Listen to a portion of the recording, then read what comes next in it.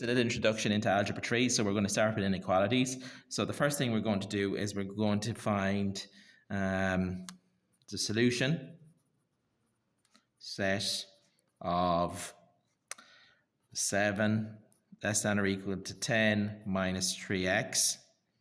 And we're also going to find the solution set of 7, sorry. And let's call this set A. And let's call this set B. And let's get this one here. It's going to be 2 greater than 4 over 3 minus 2x. And we want to find where A intersects B. In other words, where these two sets overlap on the number line. So this is a very simple one to start with. So let's have a look at how we do it. Let's solve A. Let's just take A. Okay, we have 7 less than or equal to 10 minus 3x. Okay, so the first thing we're going to do is we're going to take away 10 from both sides. So that's minus 3 less than or equal to minus 3x. And we're going to multiply both sides by minus 1. 3x, watch, when you multiply by minus 1, it flips, is equal to 3. X is less than or equal to 1. So there's the solution set. It's all the real numbers that are less than or equal to 1. So that's the first one done. Let's do B now. So we've got 2 greater than 4 over 3 minus 2x. So this one's a little bit tougher. So what we're going to do first of all is we're going to take 4 over 3 from both sides. So you're left with minus 2x less than, and I use the calculator for this, 2 minus 4 over 3. That's 2/3.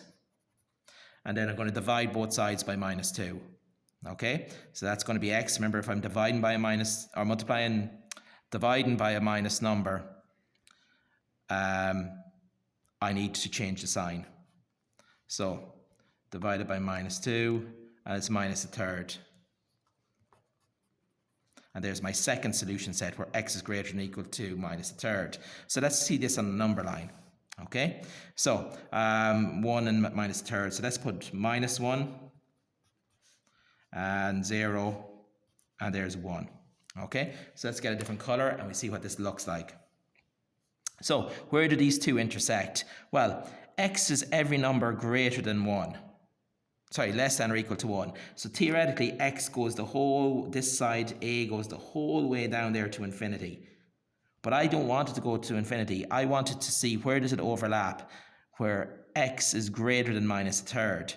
So minus 1/3 is probably about minus 1/3 there.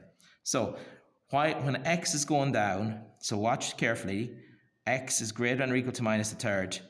And this, be careful, this just says greater than, doesn't say equal to. So that's the first thing I do. I'm going to put a circle around to protect minus 1/3. And I'm going to start the line from 1.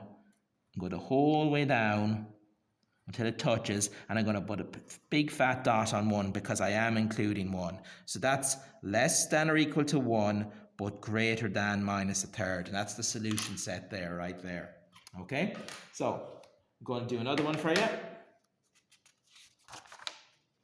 I'm going to find the solution set of this one. X times x minus 4 greater than or equal to x squared plus 2. So straight away I'm looking at this and I'm thinking, oh, quadratic. There could be, you know, an interval here. There could be a set of results that I have to figure out here. So let's multiply out the bracket and see what happens. X times x is x squared. X times minus 4 is minus 4x. Greater than or equal to x squared plus 2. Now I need to get everything to one side because I need to solve this. So I'm going to take x squared from both sides and it's gone. And then I'm going to take the 2 from both sides. So I'm just going to be, well, I actually don't have to take the 2 from both sides. I'll leave the 2 where it is. So I'll just be left with, they're gone.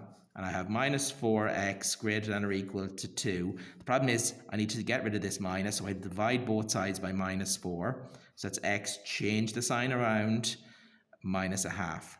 So if I was to plot this, it's x is a real number where it's less than or equal to minus 1/2. So there's 0. And there's minus 1/2, and there's minus 1. So it's literally going on forever and putting a big fat dot on there. Okay? Right, so let's step it up a notch. Let's try one that's just a little bit harder. Okay? So let's have a look at one that's already in quadratic form. How would I find the solution set to this one? Right, well, let's think about this for a second. It's a quadratic, so that means it must have some solution. Well, hopefully it has a solution. Let's try and figure it out. You can use the minus b formula. So an x in each. It looks like a 3 and a 2, and a minus and a plus. So x could be minus 2, or x could be 3 as a solution. But in terms of what we're looking at, let's sketch this. So first of all, it's a positive x squared. So it's going to look like this, happy face. Okay, the second thing is, let's put in the roots. 3 is up here, minus 2 is here. And now let's decide, where is this function greater than or equal to 0? So in other words, where are the y values that are generated in this function greater than 0? Well, there are any y values up here. Not down there, just up there. So in order to get a y value up here, I have to put in an x value. So if I put in 2, for example, if 2 doesn't hit the graph, it only hits the graph down here, which means there's the y value for 2. And same for minus 1. If I put minus 1 in there, it doesn't hit up here, hits the graph down here, so you get a y value down here. So they're no good. It must be past 3 and past minus 2. So we call this an outie. It's an outie inequality. So how do I express an outer inequality? Well, what I'm really looking for is all the values out here. So how would I describe that? They would be values that were greater than or equal to 3. And then what about all the values down here? Well, aren't they less than or equal to minus 2? And that would be how you would express that as an inequality. So I'm going to show you the same one again, except this time I'm going to make it a fraction form, which is the more traditional form. So 2x minus 7 over x plus 3 less than 1. And then we're going to give you a little bit of a hint here. X can't be equal to minus 3. So if I get a solution where minus 3 is one of those solutions, I have to kind of think about it for a second. So let's have a look at this and see what happens. So how are we going to do this? Well, the trick is very simple. Now I'm going to do it line by line, and then the next time I do it, I'm going to do it with a couple of lines missing.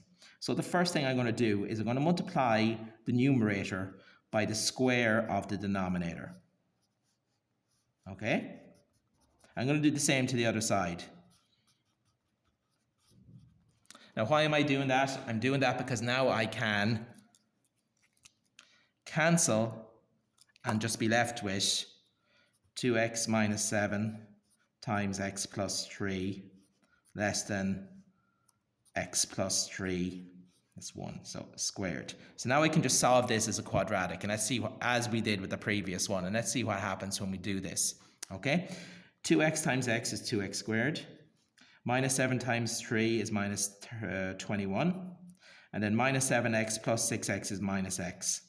Okay, so that's that side done. Let's use our little algorithm on this side. Square the left, square the right, multiply them together and double it. Now that I have that done, I need to move everything to one side. So I'm going to move them all over. If I take x squared from both sides, I'm left with x squared. If I take 6x from both sides, I'm left with 7x. And if I take 9 from both sides, I'm left with 30. Now, I have to check that this is positive. If it's not, I have to change all the signs, including the inequality sign. But it is positive, so let's solve it and see what happens. X, 30. The factors of 30 are 15 and 2, 10 and 3. 10 and 3 will do for me. Okay, so make that a minus, make that a plus. So x could be 10 or x could be minus 3. So let's plot this, sketch this and see what happens. So, happy face again. 10 minus 3. I want to know where it's less than 0. So look, where the y values are less than 0 are all down here. And the only way to get a point, an x coordinate, that will generate a negative y coordinate is if it's inside. If it's inside here. In other words, it's an innie, as I like to call it. Okay? So how do we express an innie? Well, it has to be less than the bigger number and smaller than, it has to be less than the bigger number and greater than the smaller number. So I'm going to put my x in the middle, and I'm going to say that x is going to be less than 10, okay, but it's going to be greater than minus 3. It can't be equal because if it was, we'd have a problem. Okay?